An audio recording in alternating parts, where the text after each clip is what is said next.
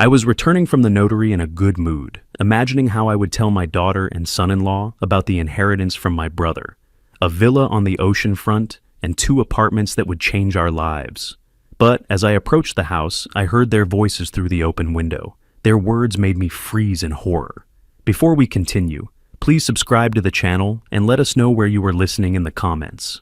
The phone rang while I was sorting through old case files in my home office. Fridays usually meant quiet mornings, but the unfamiliar number on the screen made me hesitate before answering. Mr. Brooks, this is Amber Foster, Notary Public. I need you to come to my office immediately regarding your brother James's estate. Can you be here within the hour? Her voice carried that particular urgency lawyers recognize, controlled crisis. My chest tightened. James, Yes, I can be there. What happened? We'll discuss everything in person. My office is downtown, Spring Street. I'll text you the address. The line went dead before I could ask more questions. James, we hadn't spoken in almost 3 years, not since he'd moved to Florida chasing some real estate venture. Childhood felt like another lifetime. 2 brothers running through summer streets, building forts, sharing secrets. Then careers pulled us apart. His marriage failed. Mine lasted exactly 11 years, and distance became easier than effort. I grabbed my keys and headed for the car. Traffic choked the 110 as I merged toward downtown, giving me too much time to think. James had been 59, healthy last I knew. Heart attack, accident. The possibilities cycled through my prosecutor's mind, each scenario analyzed and discarded. Amber Foster's office occupied a modest suite in an older building. She was younger than I expected. Maybe 36, with sharp eyes and a firm handshake. The room smelled like copy toner and furniture polish. Mr. Brooks, thank you for coming quickly. Please sit. I lowered myself into the leather chair across from her desk. She opened a manila folder, and I caught my brother's name typed across the top document. Your brother passed away last week. Sudden cardiac event. I'm sorry for your loss. Last week. While I was watching baseball and complaining about my water bill, James was dying alone in some Florida apartment. Guilt pressed against my ribs. I didn't know. Nobody called me. He had few contacts listed, but his will was very specific. Amber's fingers traced down the page. To my brother Thaddeus Brooks, I leave my entire estate. The Malibu property at Ocean View Drive, valued at $3.1 million, and 2 condominiums in Santa Monica, collectively worth $1.1 million.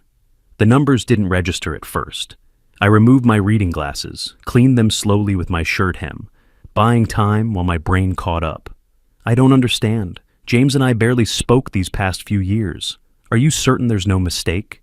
No mistake, Mr. Brooks. He was very specific. He added a note, for the brother who always did the right thing. Something hot and uncomfortable swelled in my throat. For the brother who always did the right thing, James remembered. Through all the silence and distance, he remembered who I'd tried to be. Amber slid papers across the desk. I need your signature here and here. We'll begin the transfer process immediately. Tax implications will require consultation with your accountant, but the properties are legally yours. My hand trembled slightly as I signed.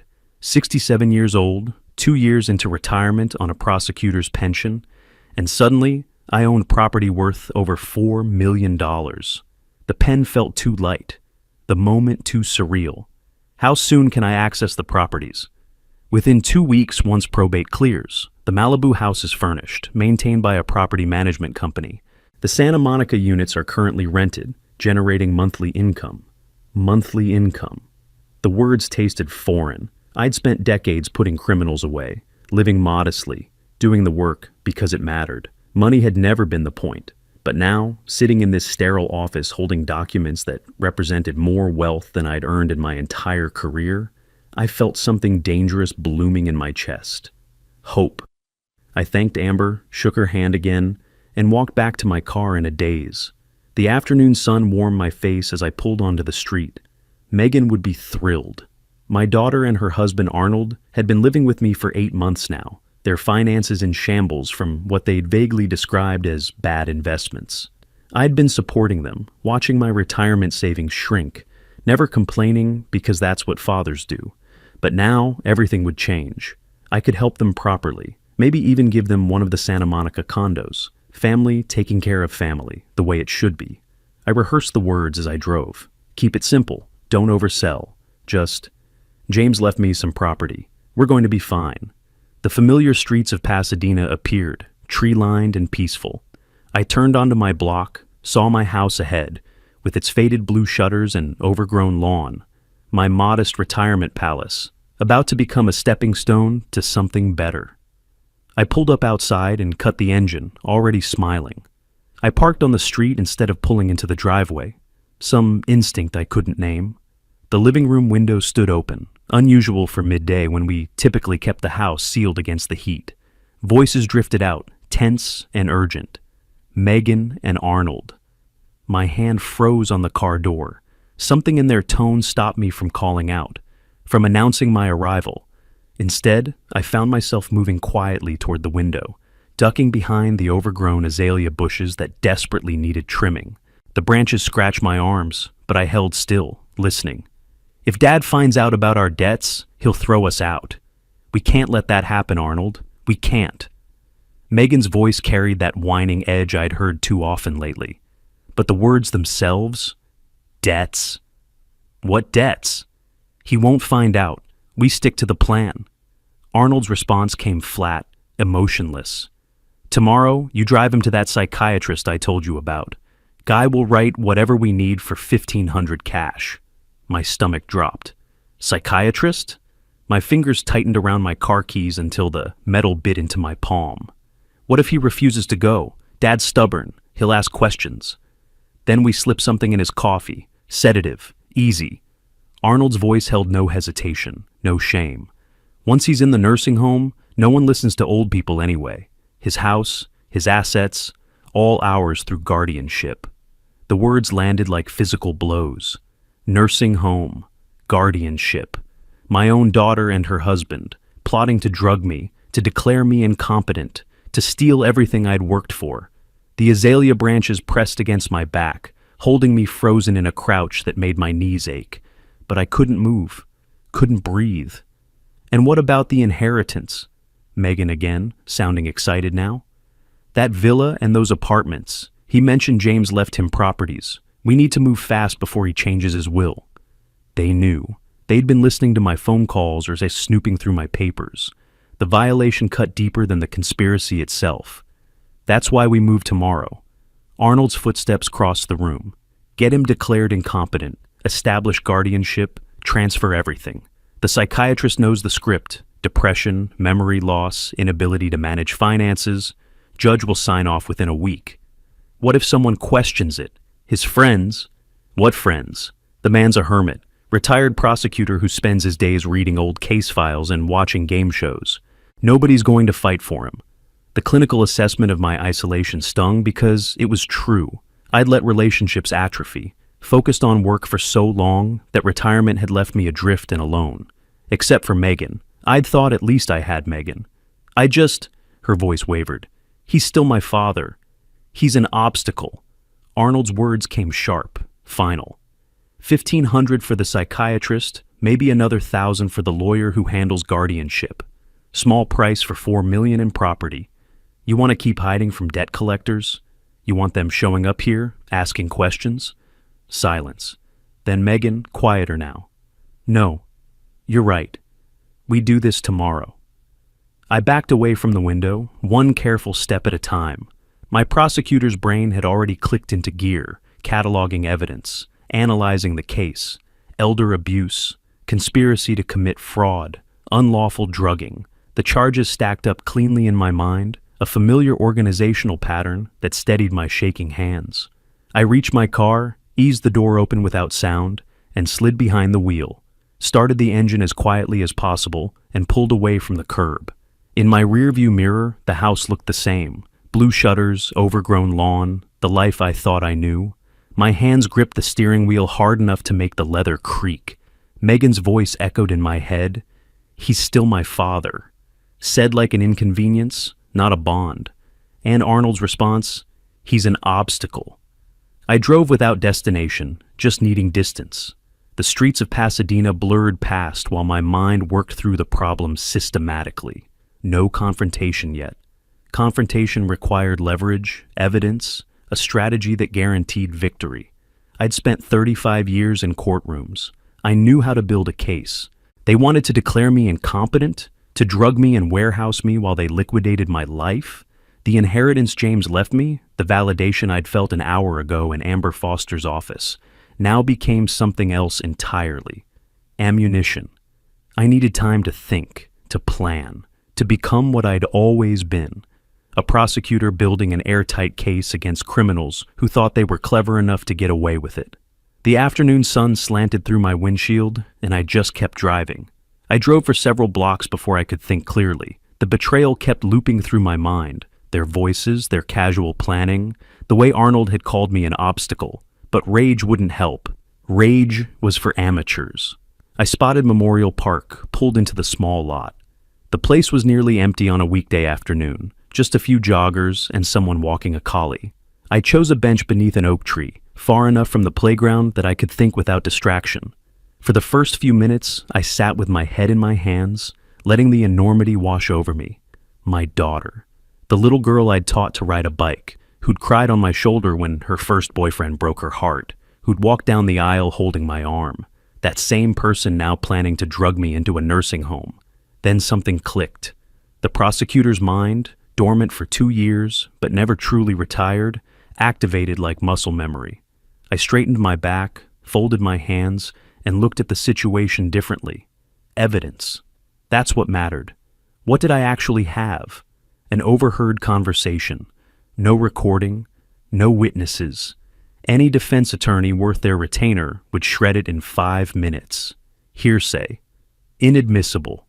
My word against theirs, and who sounds more credible? A devoted daughter or a bitter old man? I'd prosecuted cases like this. The Martinez case, 8 years ago. Son drugging his mother to gain power of attorney, stealing her property. We'd caught him because the mother's neighbor recorded suspicious behavior, physical evidence, documentation, the Chen guardianship fraud, similar pattern, similar solution. You can't arrest people for planning crimes. You arrest them for committing crimes, which meant I needed them to act. The thought settled cold and clear in my chest. Let them proceed. Let them show me the corrupt psychiatrist. Let them attempt the drugging. Let them file the fraudulent paperwork. Every action would be evidence. Every step would tighten the noose. I pulled out the small notepad I'd carried for decades, habit from casework. Wrote 4 numbered items in precise handwriting. 1. Record future conversations, voice-activated devices. 2. Document contact with psychiatrist, photos, recordings, payment evidence. 3. Capture drugging attempt, camera in kitchen, witness if possible. 4. Coordinate with police at exact right moment, California Penal Code. 368. Elder abuse. PC 182. Conspiracy to commit fraud. PC 532. Obtaining property through false pretenses. I could recite the statutes from memory, along with typical sentences. 3 to 4 years imprisonment, restitution, permanent criminal records. The afternoon sun slanted through the oak branches, casting patterns on my notepad. I checked my watch, about an hour since I'd left the house. They probably assumed I was running errands, maybe shopping for dinner like I usually did on Fridays. Good. Let them stay comfortable. I scrolled through my phone contacts, found Stanley Morrison's number. Stanley and I had worked together for 15 years at the DA's office before he'd shifted to criminal defense. Smart lawyer, trustworthy. More importantly, he understood elder fraud cases intimately. We'd prosecuted dozens together. The phone rang twice. Stanley Morrison. Stanley, it's Thaddeus Brooks. I need your legal expertise on a criminal matter. How soon can you meet? His tone shifted immediately. Thad, everything all right? You sound... No, not a hypothetical. This is active conspiracy to commit elder fraud, and I'm the target. Silence. Then, someone's targeting you? Who? Wait, you said elder fraud. You're the victim? His voice climbed half an octave. I can meet you in 30 minutes. My office. Don't do anything until we talk. I won't. I'm thinking like a prosecutor now, not a victim. I stood, joints stiff from sitting. The movement felt good, purposeful. They're planning to move tomorrow, which gives me tonight to build a case. I need recording devices and a contact at Pasadena PD Fraud Division. I've got voice-activated recorders in my office, small, undetectable. Stanley's voice had shifted into professional mode, the same tone he'd used when we'd strategized cases together. And I know exactly who you need at PPD, Detective Danielle Chen. She worked with us on the Riverside guardianship cases. Sharp, thorough. I'll call her. Good, I'm heading to you now. I walked toward my car, the notepad still in my hand. The park felt surreal, children laughing on swings, couples walking hand in hand, ordinary life continuing while mine fractured. But fractures could be set. Bones could heal stronger than before. I slid behind the wheel, started the engine. The drive to Stanley's office would take 20 minutes in light traffic. 20 minutes to prepare my explanation, to organize the facts, to transform family tragedy into a prosecutable case. They'd called me an obstacle. Fine. But obstacles don't just disappear. Sometimes they become walls you can't climb. Sometimes they become traps you don't see until it's too late. I pulled out of the parking lot, heading toward Colorado Boulevard, where Stanley's office waited. I made it to Stanley's office in 20 minutes. The building stood modest but professional, beige stucco with tinted windows that reflected the fading afternoon light. His suite occupied the third floor, accessible through a lobby that smelled like air conditioning and carpet cleaner. Stanley met me at his office door. He looked exactly as I remembered, medium build, dark hair graying at the temples, rolled up shirt sleeves that meant he'd been working, but his expression held something new, concern mixed with the sharp focus I recognized from the courtroom preparation. Sit, talk. He gestured to a leather chair across from his desk, then closed the door. Start from the beginning. I told him everything. The inheritance call, the drive home, the open window, the overheard conspiracy. Every word Arnold had spoken, every weak objection Megan had offered. Stanley listened without interrupting, taking notes on a yellow legal pad, another habit from our prosecutor days. When I finished, he set down his pen and exhaled slowly. Your own daughter, that's... He caught himself, shifted gears. All right, legal framework first. In California, what they're planning hits multiple statutes. PC 182, conspiracy to commit fraud. PC 532, obtaining property through false pretenses. PC 368, elder abuse with intent to defraud. We're looking at 3 to 4 years imprisonment per count, potentially consecutive if the DA is feeling aggressive. Which they will be, given the circumstances. I leaned forward. But I need evidence, solid, court-admissible evidence. Exactly. Stanley stood, moved to a filing cabinet, pulled out a drawer.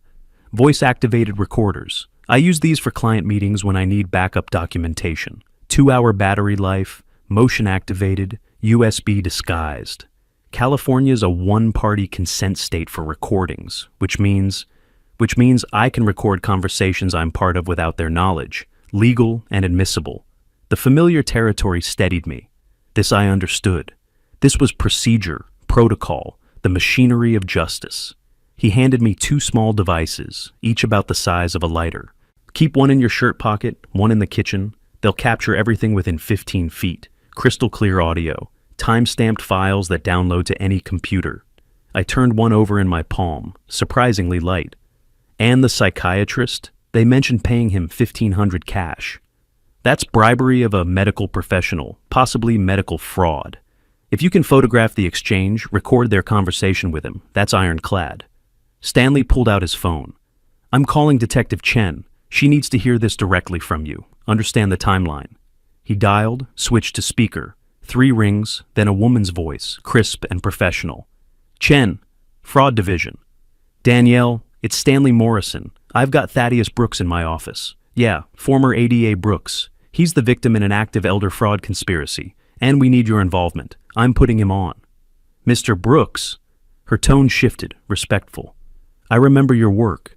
What's the situation? I outlined the conspiracy again, more concisely this time. Chen asked pointed questions. Timeline, specific threats, evidence currently available, resources of the conspirators. A good detective, thorough without wasting time. Here's how we'll proceed, she said finally. Gather recordings of them discussing the plan, document any contact with medical professionals.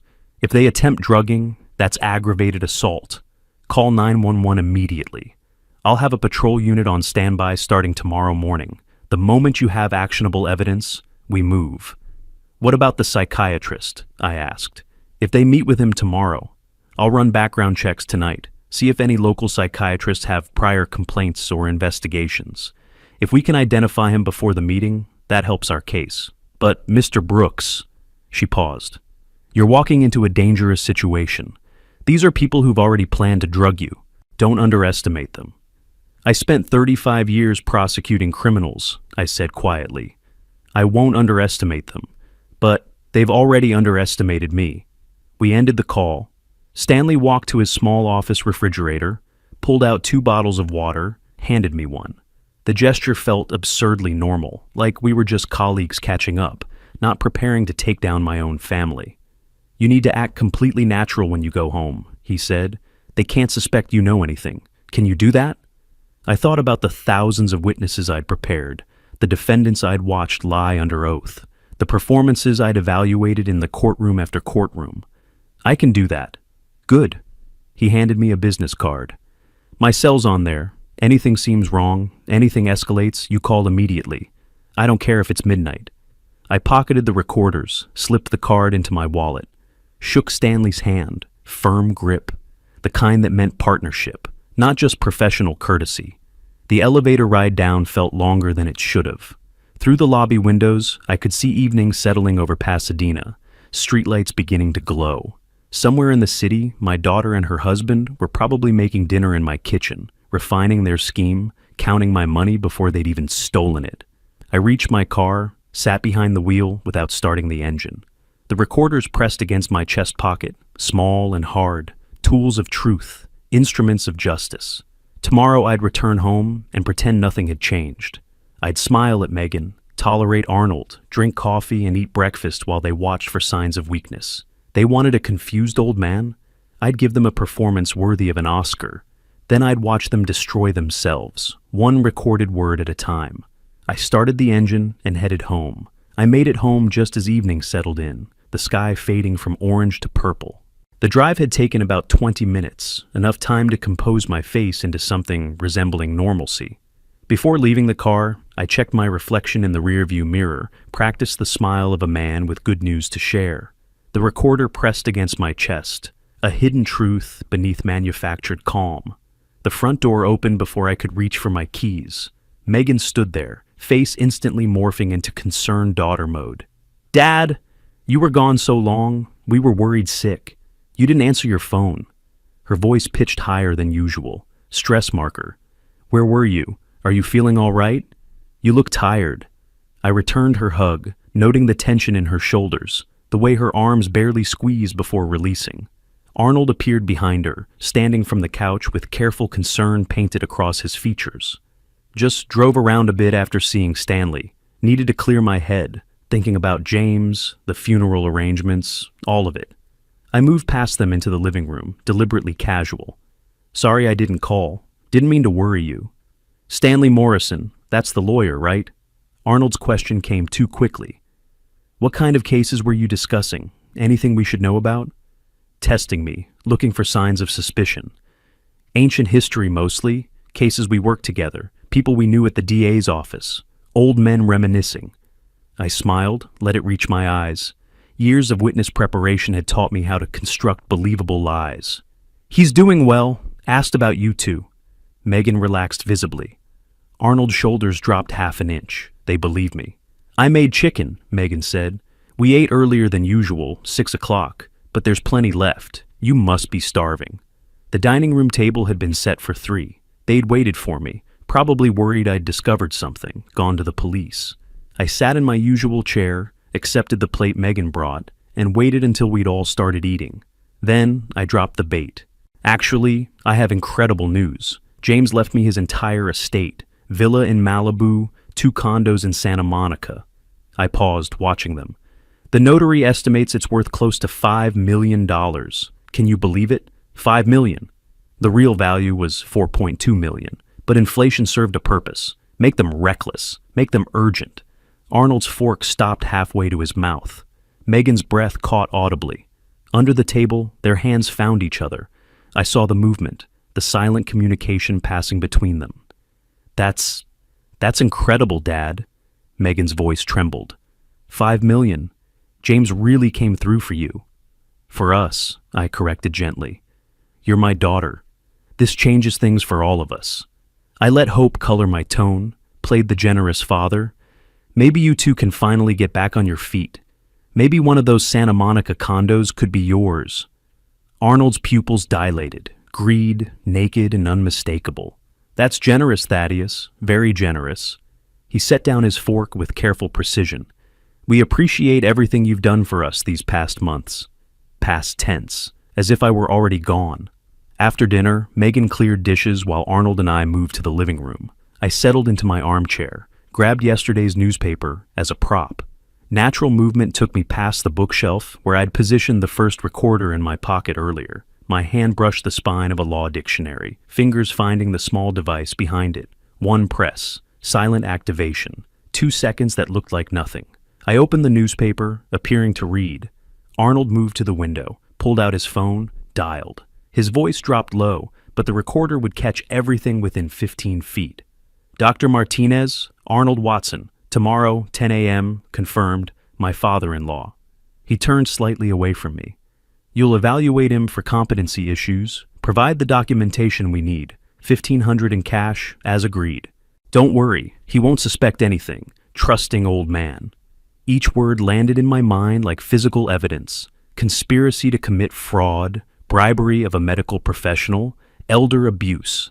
The charges stacked themselves neatly, ready for prosecution. Arnold pocketed his phone, returned to the couch. Everything all right with your friend? I asked, eyes still on the newspaper. Business thing, nothing important. He smiled. Tomorrow's going to be a good day, Thaddeus. A really good day. Megan returned from the kitchen, dried her hands on a dish towel. Dad, I was thinking, tomorrow I should take you for a checkup. Just routine. You're at that age where regular medical visits are important. She tried to sound casual, failed. I already made an appointment for mid-morning. That's thoughtful. I folded the newspaper, set it aside. What time? 10 o'clock, not too early. You can sleep in a bit.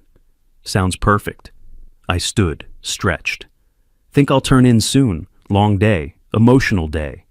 Of course, Dad. Megan moved to hug me again. We're so happy for you, about the inheritance, about everything. I held her briefly, this stranger wearing my daughter's face. I'm happy too, sweetheart. Things are finally looking up. In my peripheral vision, Arnold and Megan exchanged a glance. Satisfaction. Victory assumed. I climbed the stairs to my room, movements slow, portraying exhaustion. Behind me, their voices dropped to whispers, too low for me to hear naturally, but the recorder would catch them. Inside my bedroom, I closed the door and waited. The evening continued, tension thick beneath normal conversation. I could hear them downstairs, moving through the house, their voices occasionally rising enough for me to catch fragments. My door stayed slightly ajar, believable for a man with nothing to hide. Around 7 o'clock, footsteps climbed the stairs. A gentle knock. Dad, I brought you chamomile tea, your favorite. Megan's voice carried practiced sweetness. Drink it while it's hot. It'll help you sleep. I opened the door, accepted the cup from her hands. Steam rose from the surface, and beneath it, barely visible, a slight cloudiness that didn't belong in pure chamomile. You're so thoughtful. I smiled at her, this woman who'd grown inside my wife's body, who'd called me daddy until she was 12.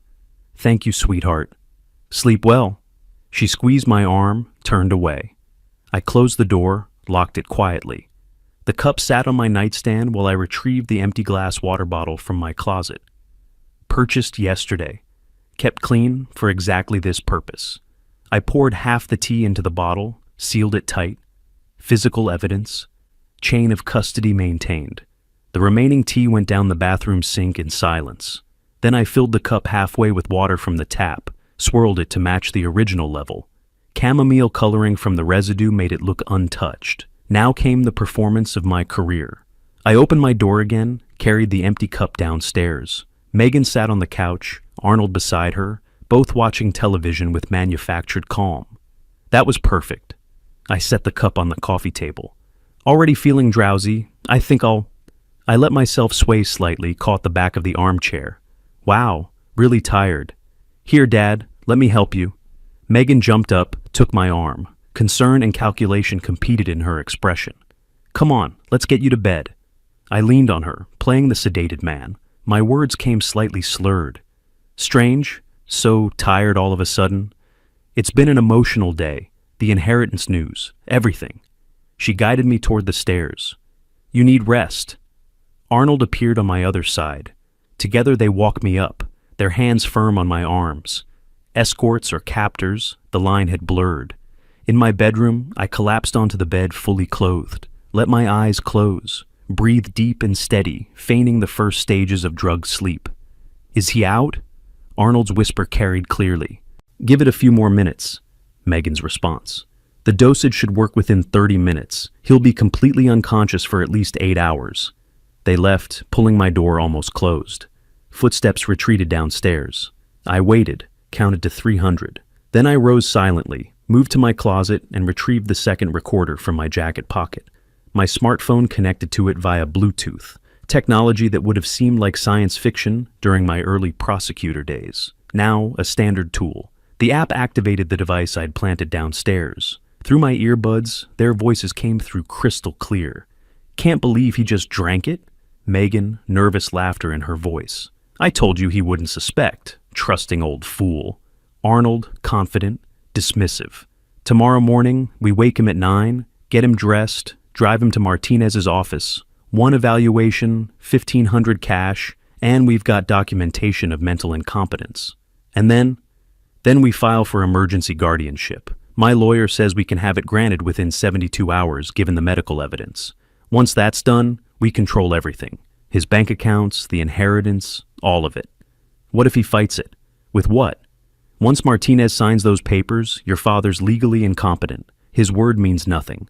We sell the Malibu property immediately. $5 million, cash buyers already waiting. Split it, pay off our debts, disappear if we need to. Our debts are almost $300,000, Arnold. The casino will get paid. Then we're free. New start, new life. His voice hardened. Your father was useful when we needed a place to stay. Now he's more useful as a source of funds. That's just reality. He's still my father. Weak protest, ritual more than resistance. He's a means to an end. Don't get sentimental now. We've come too far. Silence. Then Megan. You're right. We need this. We deserve this after everything. I sat in darkness, recording every word. Each sentence another nail in their legal coffin. Conspiracy to commit fraud. Elder abuse. Attempted drugging. Filing false medical documents. The charges multiplied. My phone vibrated. Text from Stanley. Status? I typed quickly. Evidence captured. Drugging attempted. Physical sample preserved. Recording their full confession now. Appointment tomorrow, 10 a.m. at Dr. Martinez's office. Need address. Detective Chen advised. His response came immediately. Sending Chen audio files now. We'll have address by morning. PD will be ready. Stay safe. I forwarded the audio files through encrypted email. Prosecutor habits died hard. Subject line, evidence, elder fraud conspiracy. Recipients, Stanley Morrison, Detective Danielle Chen. Below, Arnold's voice continued through my earbuds. Guardianship grants us power of attorney. We make all medical decisions, all financial decisions. If he becomes a problem, there are facilities, long-term care places where nobody asks questions. They were sealing their own fate, one recorded word at a time. 35 years prosecuting criminals had taught me exactly what I needed. Now I had it. I remained dressed, sitting in darkness, phone in hand. Night had fully settled beyond my window. Hours until morning, hours until they'd try to take me to their corrupt psychiatrist, hours until they'd discover what happens when you corner a prosecutor in his own home. Late evening. The house was quiet except for the television downstairs. Canned laughter from some sitcom, commercial jingles for products I'd never buy. I sat in darkness, listening to them settle into their comfortable evening, believing I lay drugged and unconscious upstairs. I waited until I heard the sounds deepen, stabilize. Then I eased my bedroom door open, moved down the hallway in socks. The third step on the stairs creaked. I remembered from years of late-night trips to the kitchen. I skipped it, kept to the wall where the boards held firm. Through the living room archway, I could see the televisions glow, their silhouettes on the couch. The back door opened silently. I'd oiled the hinges 3 months ago. My home office sat at the rear of the property, a converted garage partially concealed by oak trees. I'd used it occasionally during my prosecutor years. Secure storage for sensitive case files. A place to work when the house felt too small. Megan had been here once, maybe twice when she was young. She wouldn't remember it. Arnold had never had reason to know it existed. I unlocked the door, flipped on the lights. The space smelled like old paper and dust. Filing cabinets lined one wall. My old desk commanded the center. A small window faced the driveway. I arranged chairs, set the tea bottle under the desk lamp like crime scene evidence, and pulled out my phone. Text to Stanley. At office. When you arrive, come to back of property. Detached building. Door will be unlocked. His reply came immediately. 20 minutes. While I waited, I organized. The recordings on my phone, queued and ready. The bottle positioned for optimal viewing. My old legal pad with notes about timeline, charges, evidence chain, muscle memory from decades of case preparation. Headlights swept the driveway. Stanley emerged carrying a laptop and legal pad, tools of our shared trade. He entered, looked around at the familiar setup, and set his materials on the desk. "Play them," he said simply. I started with Arnold's call to Dr. Martinez. Stanley's expression hardened as Arnold's voice filled the small office. 10 a.m., confirmed. My father-in-law. You'll evaluate him for competency issues, provide the documentation we need, $1,500 in cash, as agreed. Then the post-drugging conversation, every word of their plan laid bare. The guardianship scheme, the property seizure, their callous assessment of me as obstacle and resource. Stanley opened his laptop, pulled up California Penal Code. His fingers moved quickly across the keyboard. PC 182, conspiracy to commit fraud under PC 182. The drugging attempt, that's PC 347, administering a controlled substance to aid commission of a felony. And the bribe to the psychiatrist is PC 67.5. He looked up, meeting my eyes. Thad, they're looking at 3 to 4 years minimum, each. Good. The word came flat, emotionless. 35 years prosecuting had taught me to separate law from feeling. This was simply consequence meeting action. More headlights. Detective Danielle Chen's unmarked sedan pulled up, 2 uniformed officers with her. She entered briskly, badge clipped to her belt, field test kit in hand. Mr. Brooks. She shook my hand, firm grip, professional respect. I've reviewed the audio files you sent. Now I need to see the physical evidence. I handed her the bottle. She held it up to the light, examining the slight cloudiness, then opened her kit. A small glass vial, reagent drops, a testing strip. She added liquid from the bottle, watched the chemical reaction. Blue-purple bloomed instantly. Zolpidem, prescription sedative. She photographed the result with her phone, documented time and date in a small notebook. That's PC 347, administering a drug to aid commission of a felony. Possession with intent to incapacitate. Stanley leaned forward. Danielle, what's your recommendation on timing? Chen set down the bottle, crossed her arms. Her expression was all business. We have enough for arrest warrants right now. Conspiracy, attempted drugging, the recordings provide probable cause. She paused, eyes moving between Stanley and me. But I recommend we let them proceed to this doctor's office tomorrow. When they hand over cash and accept fraudulent documents, we arrest all 3, your daughter, her husband, and Dr. Martinez. Catches them mid-crime. No defense attorney can argue they changed their minds or were just talking. Stanley nodded slowly. From a prosecution standpoint, Danielle's right. Catching them with cash in hand, receiving falsified medical documentation, that's incontrovertible. Actions, not just words. I understood the strategy immediately. Maximum charges, minimum wiggle room for defense. Every element of the crime completed before intervention. I'll act compliant when Megan wakes me tomorrow morning. I'll go to this doctor's office with them. I looked at Chen. You'll be following?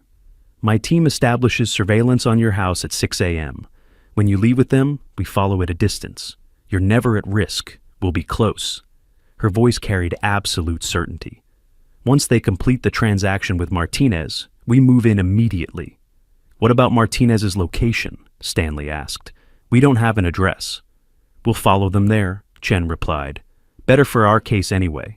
Shows their willingness to complete the crime without coercion. Plus, it protects Mr. Brooks's position. If we arrested Martinez beforehand, they might suspect something.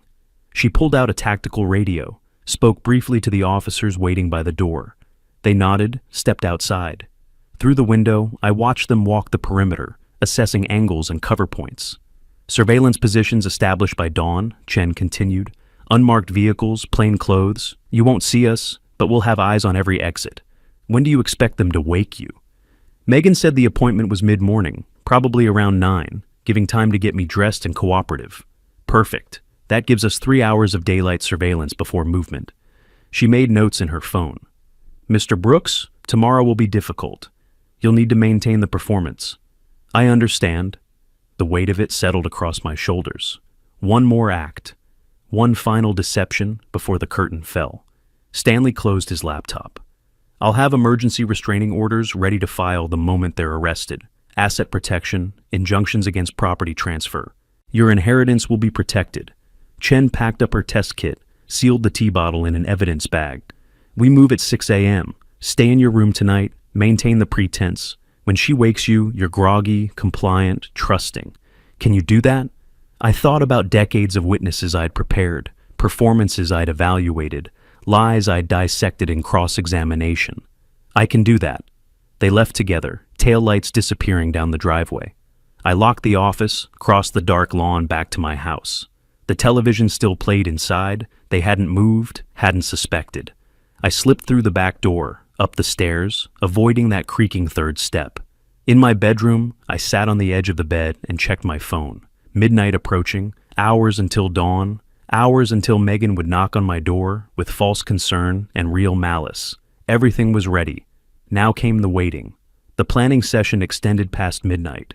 Chen outlined tactical positions. 2 unmarked cars on adjacent streets, 1 officer on foot near the property line, radio protocols for silent communication. Stanley reviewed the legal filings he'd prepared, emergency protective orders, asset freeze paperwork, guardianship challenge documents, each piece positioned to deploy the moment arrests were made. Your inheritance will be locked down within an hour of their arrest, Stanley explained, stylus moving across his tablet screen. No transfers, no sales, no access. The probate court takes elder fraud seriously. They'll grant the freeze immediately. Chen added details about post-arrest procedure. We'll process them separately. Standard interrogation technique. Let them wonder what the other is saying. The recordings give us leverage. Most suspects crack when they hear their own voices played back. I listened, asked technical questions, made notes. But underneath the professional exchange, something else churned. These were preparations for my daughter's arrest. For watching her handcuffed, read her rights, taken away in a police vehicle. The thought should have broken me. Maybe it would have, before I'd heard her voice discussing nursing homes and asset seizures like I was already dead. We're set, Chen finally said, standing. 6 a.m., my team moves into position. You stay in character until we give the signal. Once they're in custody, you're free. I shook hands with both of them. Stanley's grip lingered, his eyes searching mine for signs of collapse. He wouldn't find any. Not yet. They left through the back door, engine starting quietly in the night. I watched their lights disappear, then crossed the lawn one final time. The grass was wet with evening dew, soaking through my socks. Small detail, mundane sensation. I cataloged it anyway, this ordinary moment in an extraordinary night. Inside, the television had been turned off. The house lay dark and silent. They'd gone to bed, satisfied with their progress, dreaming of Malibu villas and Santa Monica condos they'd never touch. I climbed the stairs, returned to my bedroom, locked the door. Then, I sat on the edge of the bed and let myself feel it. Megan, my daughter, the little girl who'd skinned her knee learning to ride a bike, who'd brought me terrible drawings I'd hung on the refrigerator, who'd cried in my arms when her mother left. Somewhere between that child and this woman, something had broken. Or maybe it had never been whole to begin with. I pulled up a photo on my phone, Megan at 8 years old, gap-toothed smile, my arm around her shoulders at some park. We looked happy. Maybe we had been, in that frozen moment. Maybe it was always performance, even then. The grief came sharp and sudden. I let it land, let it cut, then deliberately set it aside. Tomorrow required focus. Tomorrow required the prosecutor, not the father. The law didn't care about broken hearts. It cared about evidence and consequence. I checked my phone, 12:47. Stanley's text, try to rest, you'll need it. Chen's message followed. Team briefed, positions confirmed for Euro 600. You're not alone in this. But I was alone. That was the truth underneath all the tactical planning and legal frameworks. My family had become my adversaries. My home had become a crime scene. The people who should have protected me had plotted my destruction. I was 67 years old, sitting in darkness, preparing to watch my daughter arrested. The isolation felt absolute. I lay back on the bed, still fully clothed, phone on my chest. Sleep wouldn't come, I knew that. Instead, I ran through tomorrow's performance step by step. Groggy when she wakes me. Confused but compliant. Trusting, because that's what they expected. The old man who drinks drugged tea and follows instructions. Outside my window, the neighborhood lay quiet. Streetlights cast shadows across the ceiling. Somewhere out there, Chen's surveillance team would be arriving in a few hours. Stanley would be awake too, reviewing his filings, making sure every legal protection was airtight. And here, in this bedroom where I'd lived alone for 2 years of retirement, where I'd imagined my remaining years passing peacefully, I waited for dawn to bring the final confrontation. My phone screen glowed in the darkness. 1:32, then 1:45, 2 o'clock. Time moved with deliberate cruelty, each minute a separate eternity. I thought about James, my brother who'd left me $5 million and a note for the brother who always did the right thing. He'd known something about doing right even when it hurt, even when it cost. This was right. I knew it with prosecutorial certainty. They'd planned elder abuse, conspiracy, fraud. They'd drugged me, or tried to. They'd spoken about nursing homes and asset seizures with casual cruelty. The law required consequence. Justice demanded response. But knowing it was right didn't make it easier. 3:15, 3:48, 4:21. The darkness outside began its slow shift toward gray. Not sunrise yet, just the first suggestion that night couldn't last forever. Somewhere in the house, Megan and Arnold slept peacefully, convinced their plan was proceeding perfectly. They didn't know that justice, like dawn, was inevitable. I remained motionless, phone in hand, waiting. The longest night of my life crawling toward its conclusion. Soon Chen's team would be in position. Soon Megan would knock on my door. Soon the final act would begin. But for now, in these last hours of darkness, I simply existed in the space between what had been and what was coming. A father preparing to prosecute his daughter. A victim setting a trap for his attackers. A prosecutor ensuring the law reached everyone, even those who shared his blood. The phone screen read 4:53. Dawn couldn't come fast enough. Morning light finally broke through my window after the longest night. I'd watched darkness fade to gray, then gray soften into dawn. 6 o'clock came and went. Chen's surveillance team moving into position around my house, invisible to the people sleeping downstairs. Around 8:30, footsteps approached my door. A gentle knock. "Dad, time to wake up." Megan's voice carried forced cheerfulness. "I scheduled that doctor's appointment for you. 10 o'clock, remember? You said yesterday you wanted to get your blood pressure checked." I'd been sitting on the edge of my bed for hours, but I lay back down, arranged myself like someone emerging from deep, drugged sleep. When she opened the door, I blinked slowly, raised one hand to my forehead. "I asked for an appointment?" My voice came thick, confused. I don't remember saying that. My memory. I let the sentence trail off, looked at her with uncertainty. "Must be getting old, but if you scheduled it, we should go. You're taking care of me." Relief flooded her expression. She believed it. Believed I was still foggy from whatever they'd put in my tea, compliant and manageable. "That's right, Dad. Just a routine check. Get dressed and come down for breakfast." I moved slowly getting ready, fumbled with buttons, took twice as long as necessary. Every gesture calculated to reinforce their confidence. When I descended the stairs, Arnold stood in the kitchen wearing a smile that didn't reach his eyes. "Morning, Thaddeus. Coffee's ready, and I made toast." He pulled out a chair with exaggerated care. "This inheritance of yours, 5 million. We should celebrate properly. After the doctor gives you a clean bill of health, let's go somewhere nice. My treat. We're family, after all." The irony hung thick enough to choke on. Family. The word had meant something once. "That sounds nice," I said, accepting the coffee cup with slightly trembling hands. Another calculated gesture. "Very nice." We ate quickly, all of us pretending normalcy. Megan touched my arm periodically with false affection. Arnold discussed restaurants and celebration plans. I played the part, grateful, trusting, slightly confused. The prosecutor in me cataloged every detail while the father in me died a little more with each lie. We left the house shortly before 10. Arnold insisted I sit in the back seat, more comfortable for you, while he drove. Control, always control. I didn't protest, just settled into the leather seat and stared out the window. The journey took 35 minutes through progressively deteriorating neighborhoods. Pasadena's tree-lined streets gave way to commercial strips, then industrial areas, finally old buildings with cracked facades and barred windows. This wasn't where legitimate doctors practiced. This was where desperate people came for procedures they couldn't get legally.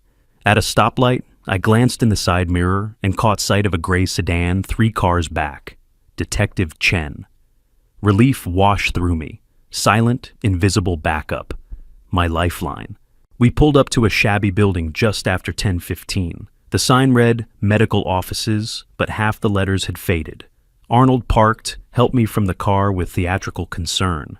We climbed narrow stairs to the second floor, entered through a door marked Martinez Medical Consulting. The waiting room held outdated magazines and worn furniture. No receptionist, no other patients. Martinez appeared almost immediately. Nervous-looking man in his 50s, wearing a doctor's coat over street clothes. His eyes darted to Arnold, then me, then away. "Mr. Brooks, please, come in." His voice wavered slightly. "I'm Dr. Martinez. Your daughter tells me you've been having some memory issues. Let's do a quick evaluation. Nothing to worry about." I shuffled into his examination room, let Megan guide me to a chair. Martinez pulled out a clipboard, began asking basic questions. Date, location, simple math problems. I answered slowly, hesitantly, occasionally glancing at Megan for confirmation. She squeezed my shoulder, playing devoted daughter while I played confused old man. 15 minutes. That's all he took for his thorough evaluation. Then he set down the clipboard and turned to Megan and Arnold. His expression practiced concern. "Mrs. Watson, Mr. Watson, I need to speak with you about your father's condition." He avoided looking at me directly. "He's demonstrating clear signs of cognitive decline. Memory lapses, confusion, difficulty with complex reasoning. In my professional opinion, he requires supervised care. I recommend pursuing legal guardianship immediately." Arnold leaned forward eagerly. "We appreciate your thoroughness, doctor. We've been concerned about him living alone, managing his finances. With his recent inheritance, significant assets, we need to ensure everything is properly managed." His hand moved to his jacket pocket. "You'll provide the documentation we need?" Martinez nodded, pulled out pre-printed forms from his desk drawer. Competency evaluation, recommendation for guardianship, medical justification, everything you'll need for court. Arnold's smile widened. He reached into his jacket, extracted a white envelope. The envelope I knew contained $1,500 in cash. Payment for fraud, payment for selling his professional ethics, payment for helping destroy an old man's autonomy. "As we discussed," Arnold said, extending the envelope. Martinez reached for it, fingers inches from the exchange. This was it. The crime completed, every element in place. Conspiracy, fraud, bribery, elder abuse, all of it captured, documented, ready for prosecution. I touched my jacket pocket, felt the weight of my phone. Chen was outside. Stanley would be nearby. Justice was seconds away. Arnold's fingers released the envelope. Martinez's hand closed around it. The transaction completed. The door burst open. "Police! Nobody move!" Detective Chen entered first, badge raised, 2 uniformed officers behind her. Martinez dropped the envelope like it burned. Cash scattered across the floor, visible, countable, irrefutable evidence. Hands where I can see them. Chen's voice carried absolute authority. All of you, hands up now. Arnold stood, face draining of color. What is this? We're at a medical appointment. You're under arrest. Chen moved toward him with handcuffs ready. Arnold Watson, you're being charged with conspiracy to commit elder fraud, attempted administration of controlled substances, and bribery of a medical professional. Turn around. This is insane, Arnold's voice climbed. We haven't done anything. Tell them, Martinez. Tell them this is legitimate. But Martinez had his hands raised, eyes wide with panic. I want a lawyer. I'm not saying anything. I want a lawyer right now. Megan turned to me, her face crumbling. Dad, what's happening? Why are the police here? I stood slowly, dropping the confused elderly man act like a discarded costume. When I spoke, my voice carried 35 years of prosecutorial weight. I heard you, Megan. Through the window yesterday afternoon. I heard everything. The color drained from her face. You... What? The nursing home, the drugged coffee, the psychiatrist bribe, your husband discussing me like I was already dead. I kept my voice level, factual. I heard every word, and I recorded all of it. No. She shook her head frantically. No, Dad, you don't understand. I understand perfectly. You conspired to declare me incompetent, drug me, seize my assets through fraudulent guardianship, and warehouse me in a facility where nobody would listen to me. I pulled out my phone, held it up. California Penal Code 368, Elder Abuse, PC 182, Conspiracy, PC 347, Administering Drugs to Commit a Felony. You're looking at 3 to 4 years in prison, minimum. Arnold lunged toward the door. The officer caught him, forced him against the wall. Assault on an officer? That's another charge.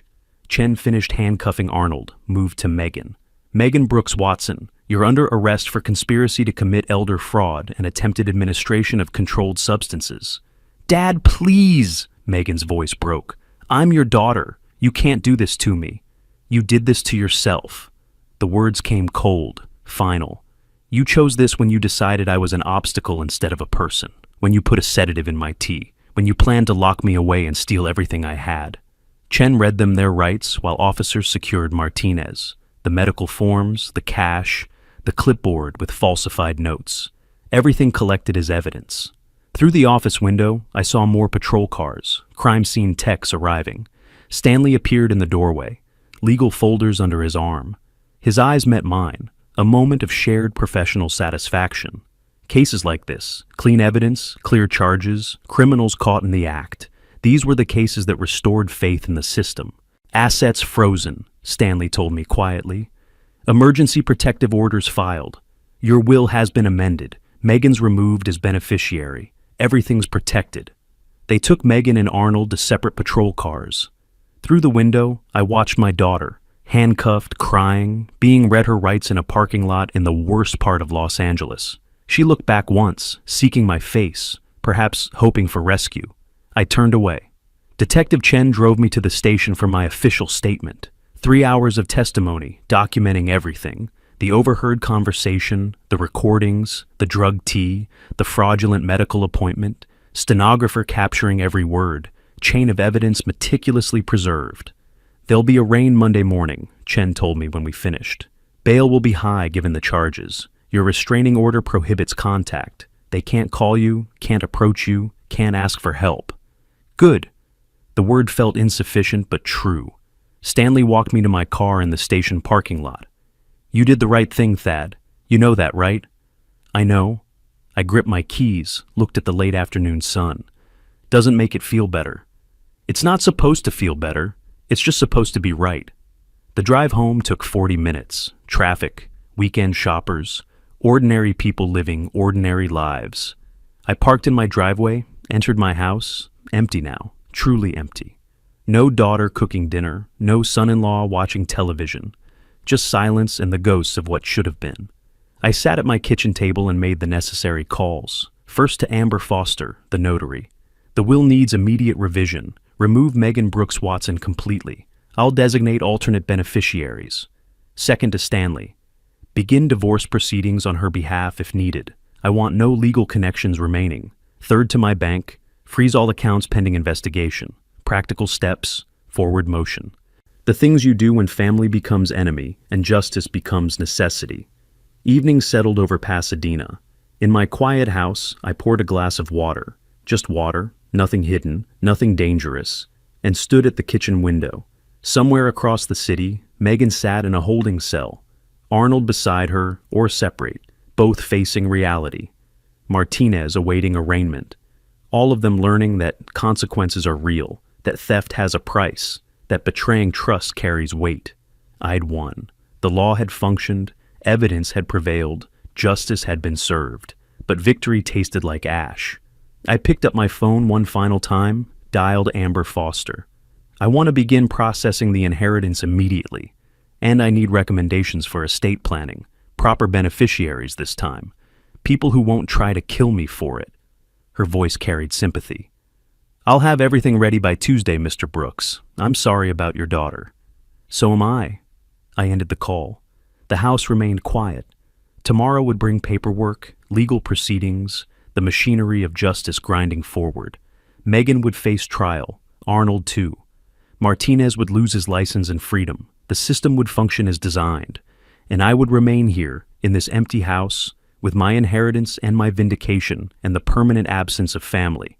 67 years old, alone, victorious, right, but hollow.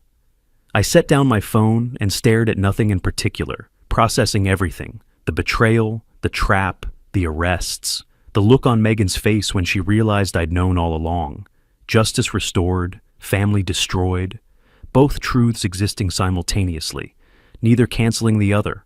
I took a breath, then another. Tomorrow would come regardless. The legal process would continue.